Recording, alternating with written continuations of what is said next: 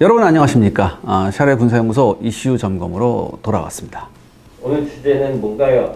국방과학기술대제전에 다녀왔습니다. 이제 이 행사가 올해로 6번째를 맞이하는 행사인데요. 우리의 국방과학기술력을 한눈에 가늠해 볼 수 있는 그런 자리입니다. 저도 이 행사에는 이번에 처음 가봤어요. 사실 저는요, 애초부터 몇 가지 관심사항에 초점을 두고 갔습니다. 그래서 모든 부스를 다 돌아다니진 않았고, 제가 관심이 있는 부스에만 갔었어요. 그런데 이제 현장에서는 이제 제 관심사 외에도 다양한 첨단 국방 기술들을 볼 수 있었습니다. 그리고 새로운 기술들도 좀 알게 되어서 굉장히 유익한 시간이었어요. 요즘 우리 방산이 굉장히 잘 나가잖아요. 그래서 우리 방산이 잘 나가는 거에 대한 기대되는 점도 좀 많았습니다. 반면에 이번 행사를 갔다 오고 나서 몇 가지 걱정되는 점도 조금 있어서 심란하네요, 솔직히. 그래서 오늘은 이런 얘기를 좀 해보려고 합니다.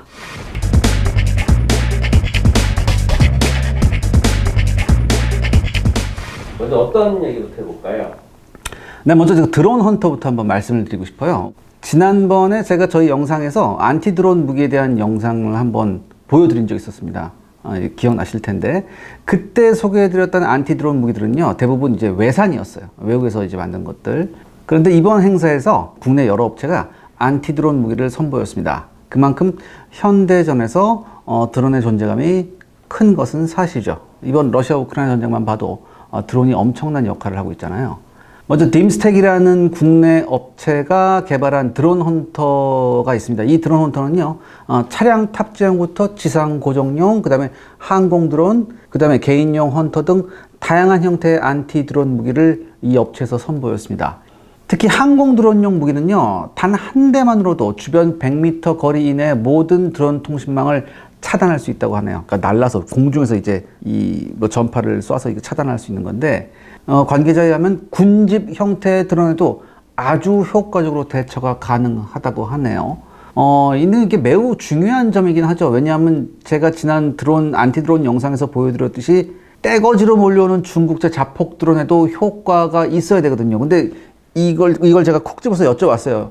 중국제 자폭 드론이 이제 군집 형태로 올렸는데 이것도 가능하냐? 그러니까 이것도 가능하다고 합니다. 다만 100m라는 거리는 굉장히 짧게 느껴졌거든요.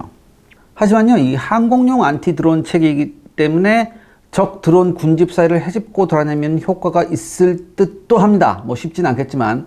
그리고 차량용이나 고정용 드론 헌터는요, 약 5km의 사정거리를 가지고 있다고 하네요.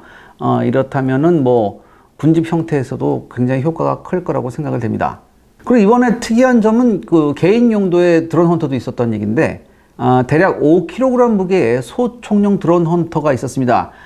이 소총용 드론 헌터는 약 1시간 동안 연속 조사가 가능하다고 하네요. 그리고 배터리 같은 경우에는 아주 쉽게 갈아 끼울 수 있다고 합니다.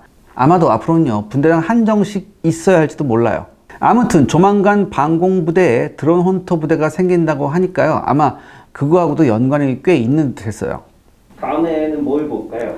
네, 다음으로는요, 국내 유수의 대학들이 참여한 사이버 방어 및 공격 기술 개발팀에 저는 아주 큰 인상을 받았습니다. 특히 앞으로 사이버전은요, 방어보다는 적극적인 공격이 주가 될 거라고 하네요. 이게 방식이 매우 독특했습니다. 그러니까 어떤 형태냐, 일단 적성국의 해커를 낚기 위한 팀이 따로 있고요. 이 낚인 해커를 물고 들어가서 역공격으로 근거지를 초토화시키는, 사이버로 초토화시키는 이런 시스템이 따로 있었습니다. 그러니까 이게 뭐냐면은, 정부 홈페이지 같은 거 있잖아요. 정부 홈페이지인데 유사 홈페이지를 만들어서 적 해커를 유인하는 팀이 따로 있습니다. 그러니까 얘가 이제 유인돼서 여기서 뭐 사이버 공격을 하잖아요. 그럼 여기서 기다리고 있던 팀이 그 사이버 공격하는 해커를 물고 들어가서 그 해커의 근거지를 찾아 들어갈 수 있대요. 굉장한 이 기술력인데, 뿐만 아니라 상대편의 주요 기관 시설에도 침투해서 여러 가지 임무를 수행할 수 있다고 합니다. 그러니까 이게 우리가 항상 해커들한테 우리나라가 시달리고 있잖아요. 그런 걸 한번 생각해 봤을 때 이런 시스템은 아주 공격적이면서도 적절한 대응 방법이라고 그렇게 생각이 됩니다. 그러니까 이제는요, 사이버전에서도 선빵이 중요한 시대입니다.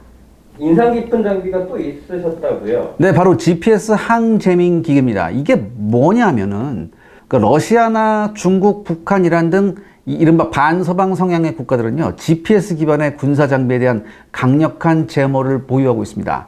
항공기나 함정 혹은 지상 장비 운영에 영향을 아주 막대하게 끼치죠. 그 다음에 또 하나 GPS 기반 유도 무기에도 악 영향을 줍니다. 그래서 세계적인 방산 회사들이 이 GPS 제모에 대응하기 위해서 항재민 장비를 생산하고 있어요.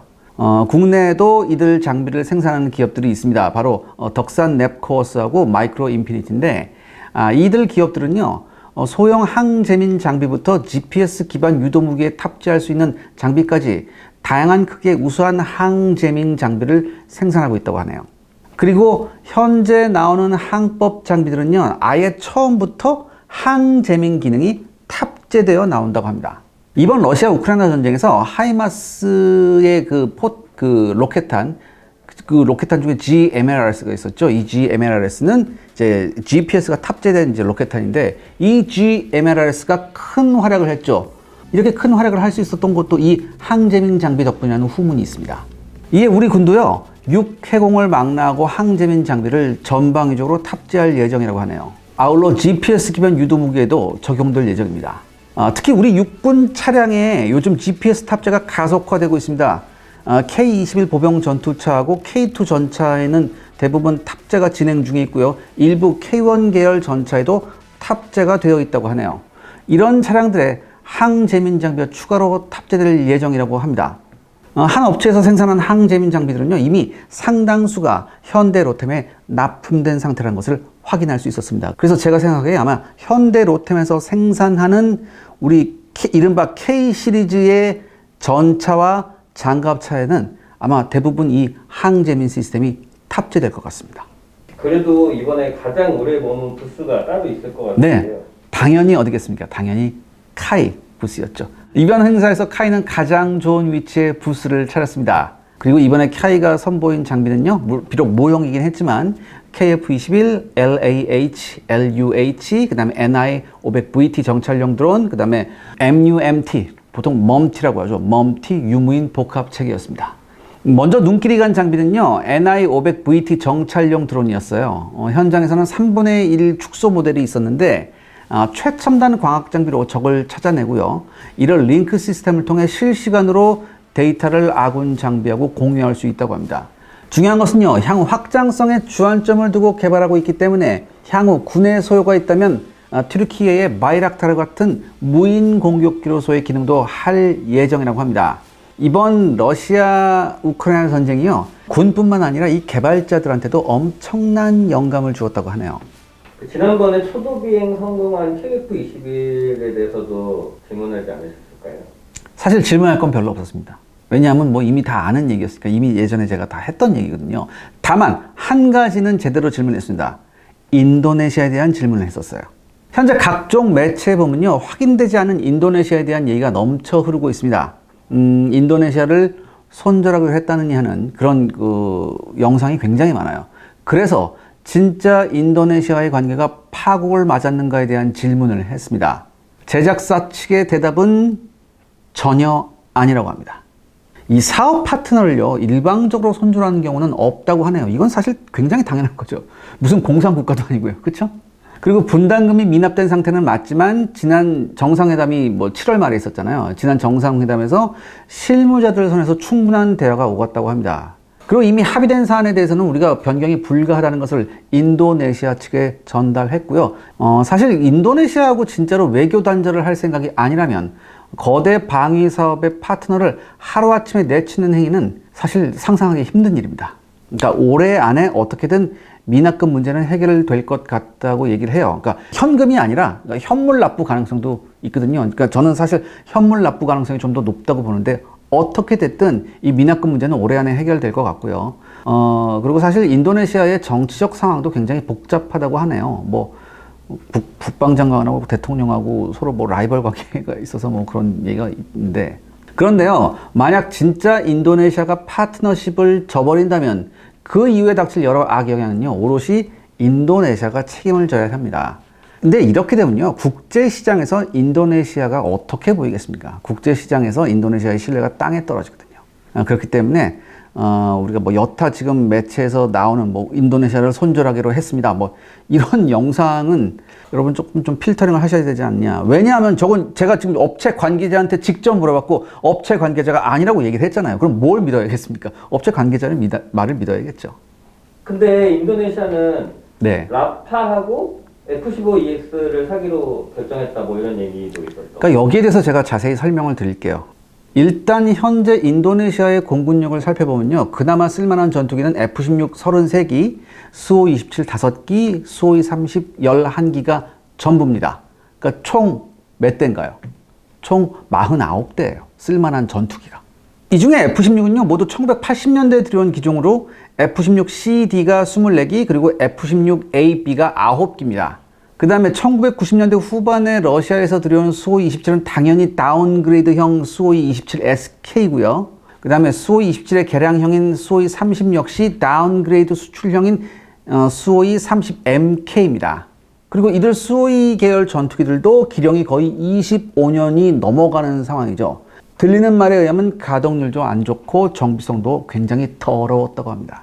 그렇다면요, 인도네시아의 군사적 라이벌들은 어떨까요? 먼저 인도네시아의 불공대천의 원수 말레이시아를 한번 보겠습니다. 말레이시아는 미그 29 10기, 수호이 30 MKM 18기, FA-18D 8기가 있습니다. 뭐 인도네시아나 말레이시아나 뭐 도찐개찐인데, 하지만요, 동티모르 사태로 인도네시아하고 견원지간이 된 호주는요, 좀 다릅니다. 호주 공군은 FA-18EF, 즉 슈퍼넷이 24기 있고 F-35A가 48기가 있습니다. 여기서 게임이 끝나버렸죠.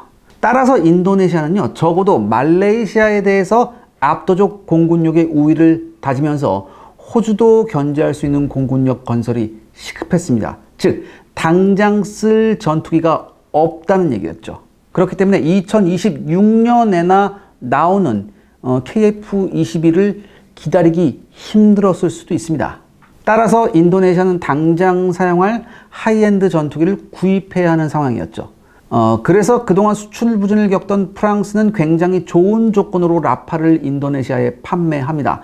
그런데요, 사실 이 라파를 인도네시아에 판매한 것은 우리 KF-21 입장에서는 부담되는 것은 좀 사실이에요.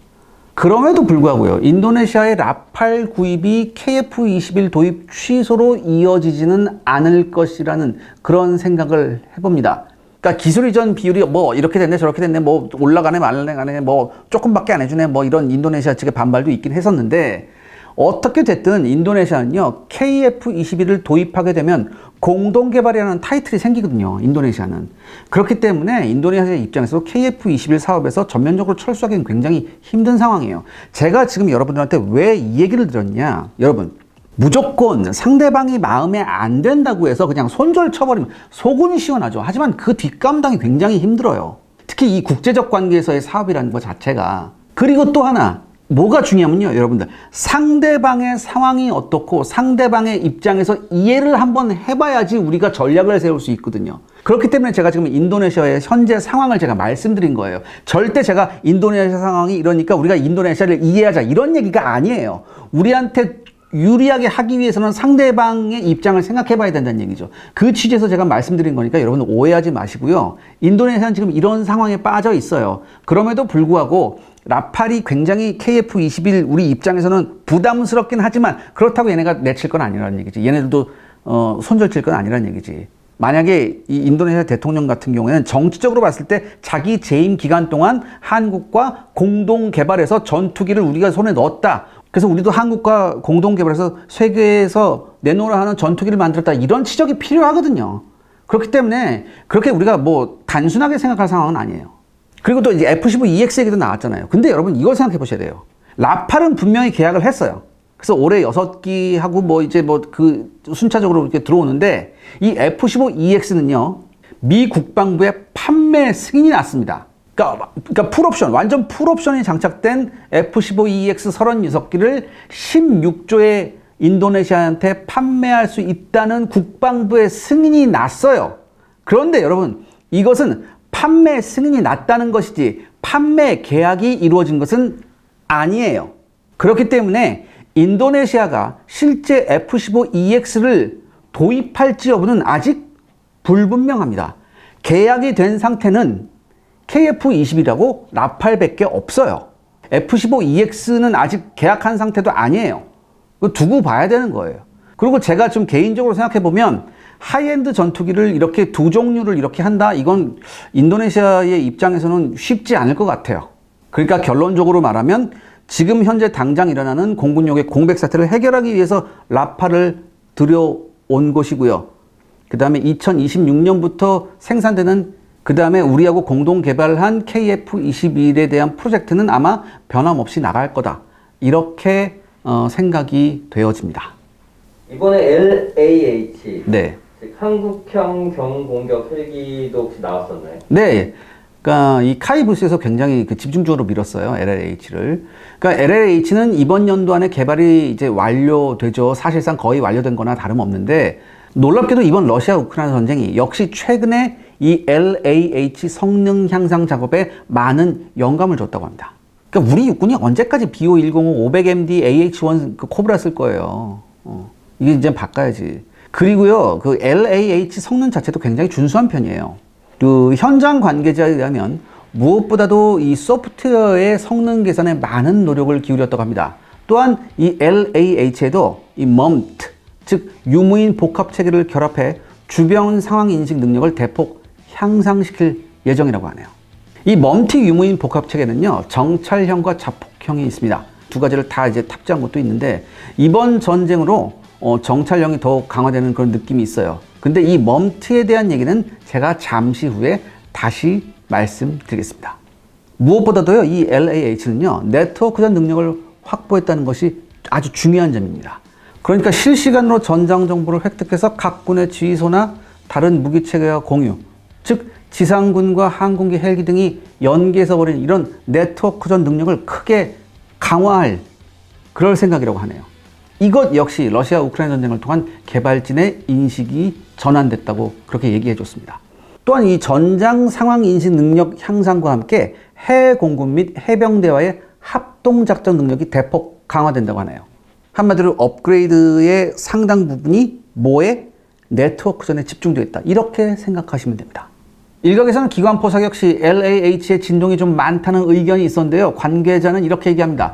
LAH에는 첨단 건 마운트가 장착되어 있고, 이 건 마운트는 진동과 반동, 그리고 게틀링건 특유의 회전력을 역방향으로 상쇄시켜주는 장치가 있기 때문에 현존한 그 어떤 공격 헬기의 기관포보다 우수한 명중률을 자신한다. 이렇게 얘기했습니다.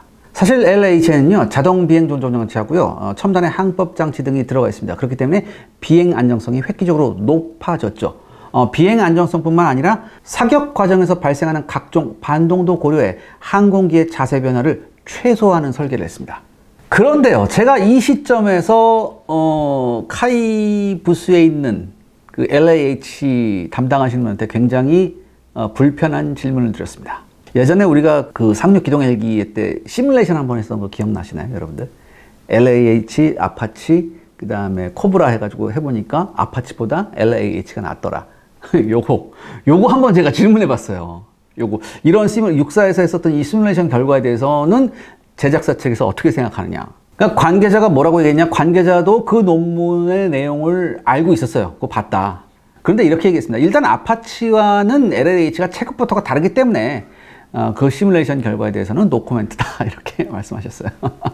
다만 LAH에 탑재되는 천검 대전차 미사일은 그야말로 LAH와 찰떡궁합이라고 합니다. 이 천검 대전차 미사일이요, 광 케이블 와이어 방식이기 때문에 진짜 파이어 앤 포겟 방식이 맞냐에 대한 의문이 있었는데요. 이 천검은요, 초반 유도는 광 케이블로서 유도가 되지만 미사일 시커가 표적을 포착하면 바로 케이블을 끊고 비행할 수 있대요.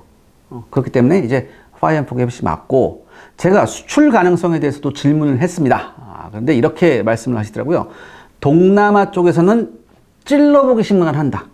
툭툭툭 찔러보기식만 해서 약간 짜증이 난다. 다만 중동에서는 굉장히 진지하게 접근을 하고 있다고 합니다. 그래서요, LAH가 한국 육군에 정식 채용이 되면 수출 가능성은 더욱 높아질 전망이라고 합니다. 그리고 마지막으로 그 카이 부스의 LAH 담당자분께서 저한테 당부의 말을 하셨습니다. 뭐였냐? 제발 중국제 Z9하고 비교하지 말아달라. 신신당부했습니다. 왜냐하면 그 생긴 게 비슷해가지고 굉장히 많이 비교를 하나 봐요, 사람들이. 근데 굉장히 자존심 상한다. 그러니까 제발 비교하지 말아달라. 그런 말을 했습니다. 네, 여기까지 들으시면 굉장히 좋죠. 그런데요, 지금부터 걱정이 좀 되는 이야기를 해야 합니다.